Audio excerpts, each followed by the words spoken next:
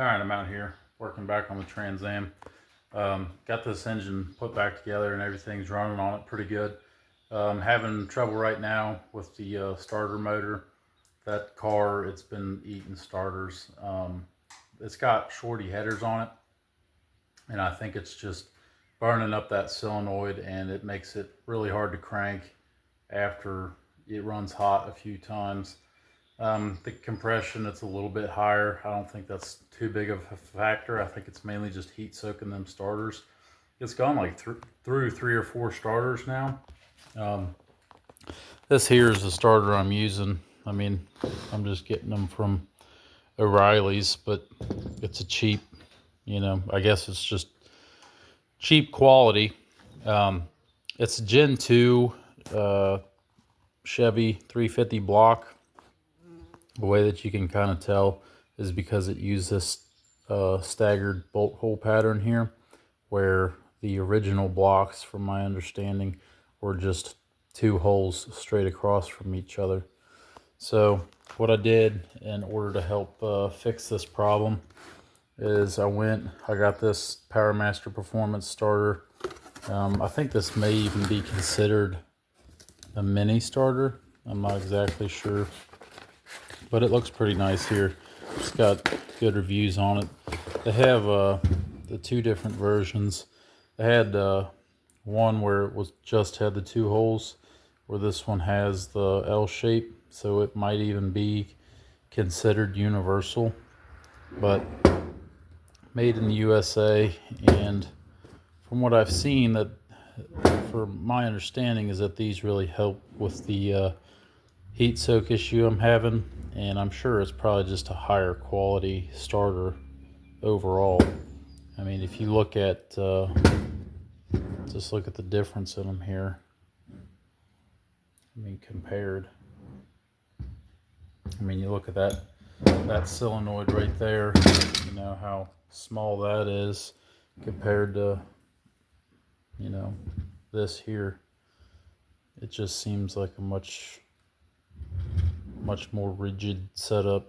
But I'm going to get this installed on the car, and we should see how it goes from there. Another cool thing about this starter here is it's got 2 T25 bolts there, and if you loosen those up, then you can clock this block.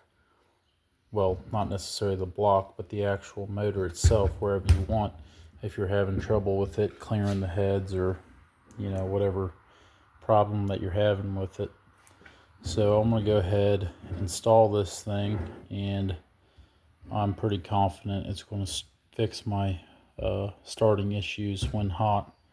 So let's go ahead and get into that. Okay, so I got my flex plate protector off of there, so that shield's taken down. I went ahead and I installed that starter. It was actually, it was pretty easy getting it up in there. I am going to go ahead and have to cut clearance into that, which is no big deal, just with an angle grinder. One thing I wanted to note is these studs here on the actual starter. Normally from the OEM ones, they're going to be way up here.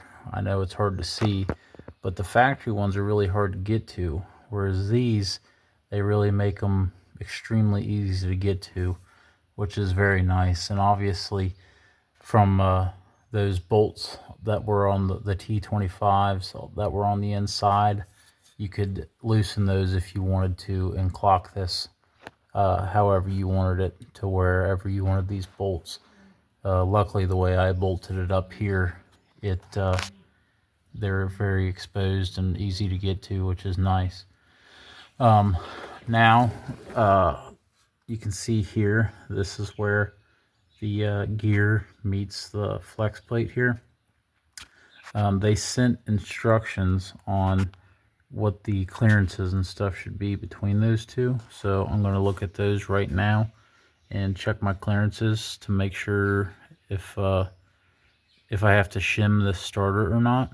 And if I do, it'll just be unbolting it and shimming it. They actually sent some shims with it. So I'll go ahead and check that and we'll see. Okay, so here looking at the instructions, it's saying that we should be between 100 to 250 thousandths of gap between the starter pinion and ring gear when it's not engaged. And then what I'll probably do is get a jumper wire, and when you engage the starter, it should be 50 to 75% engaged. So it also says here, if you do get a jumper wire right here, do not hold the voltage more than 10 seconds, just so you don't burn up that solenoid. Another thing here is the spacing between the flex plate and the pinion gear. 20 to 35 thousandths insert wire gauge. So ideally it's not going to be tighter or looser than that. Probably that. So you do not wear out your flex plate, because if you wear out your flex plate, you're going to have to drop the transmission, get a new one, and it might even eat up that starter gear as well.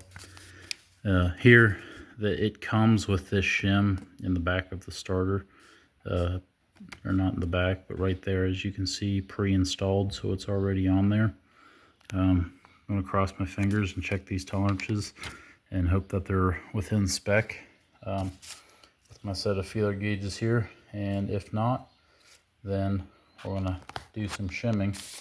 And these here are the shims that they sent right here, so that would be for spacing the starter down away from the block some. So let's get to it. Alright, I went ahead, I got that starter hooked up, checked the clearances with my feeler gauges, and then I found a needle that was 20 thousandths.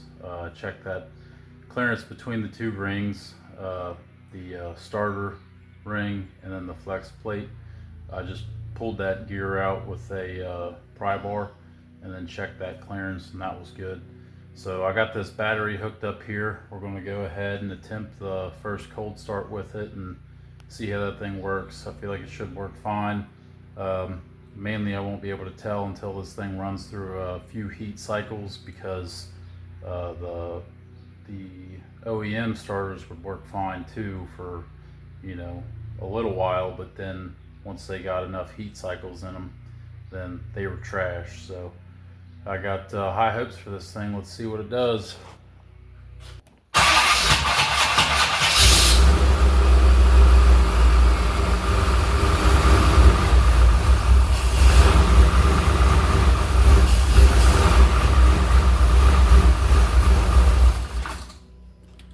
Don't like to idle.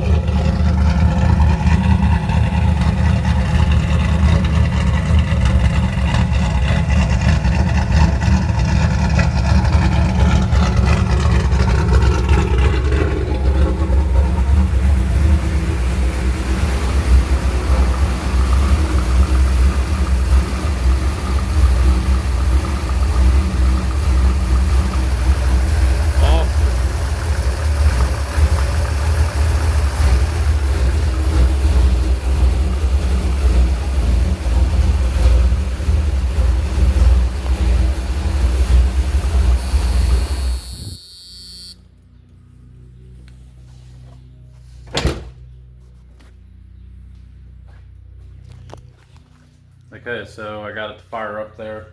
It had a little bit of trouble at first. That's mainly just that Holly sniper system, but still trying to learn and self-tune.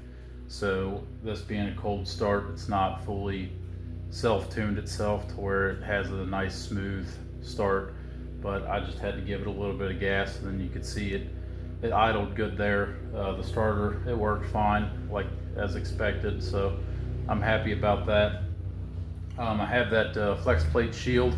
I have yet to cut that up and get that to work. It's laying right here.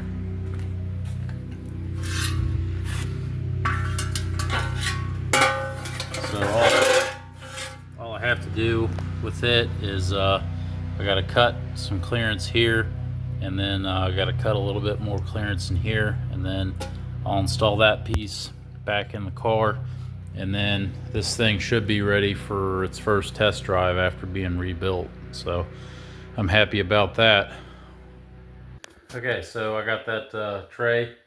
I cut it with the angle grinder. I got the clearance I needed. Everything bolted right up perfect.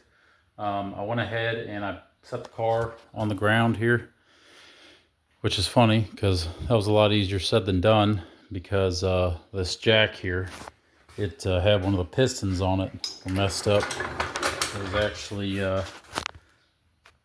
that right piston right there. It was actually stuck, so I ended up working on that thing for probably half an hour. If you guys ever work on vehicles at all, you'll probably know that it's always the stupid little things that'll get you, where you gotta waste time on them forever.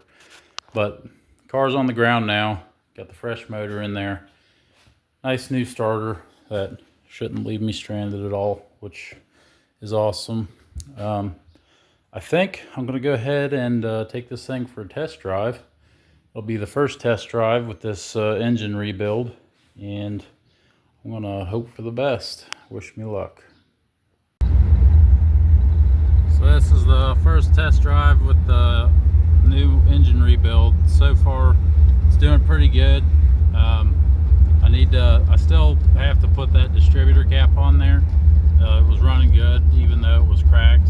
I just wanted to test drive it and make sure this thing was doing okay.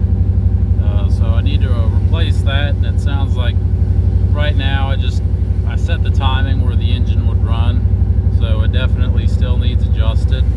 I'm just putting around. I'm not doing anything crazy with it. I've got the Holley gauges here on my lap, so mainly just keeping an eye on coolant temperature is the main one, and then I'm also keeping an eye on oil pressure, just making sure that it's retaining oil pressure, which so far it is. Pretty happy so far. I think once I replace that distributor cap and get my timing dialed in on it, then I'll be able to do a little bit more testing with it. But I'm gonna get it back home. I want to wait for it to cool down, just check my coolant level, check my transmission fluid level, just make sure everything is good to go before we really start trying to do any kind of a pull with it or anything. Just want to baby this thing, make sure everything is staying cool like it should, and there's nothing really weird going on. But for the first test drive, I'm pretty happy with it, so I think that's gonna be an end to this video. That new starter, this thing, I got it up to running temp, and it fired up good so far. I'm gonna, once I get it back home here, I'm gonna shut it off while it's hot and then fire it back up and see how that does. And I might put a clip in here of me doing that. So hope you guys enjoyed this. See you on the next one.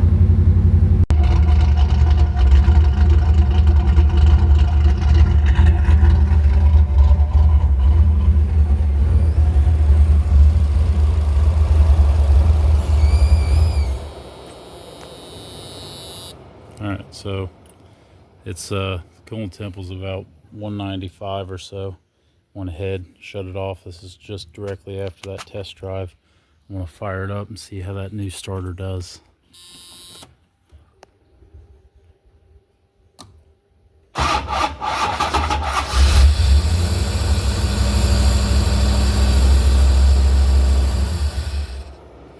Pretty happy with that. That old starter, there's no way it would have done that at all. You notice that there was a little bit of hesitation there at first. That timing is not adjusted at all, so I imagine, if it's too advanced, it's gonna have a bit of a hard time starting, which I do believe it is a little bit too much advanced right now. So once I get that dialed in and set with the new cap, then I think that starter's going to do really good, especially if it was able to fire it up just like it did right now. So I'm happy.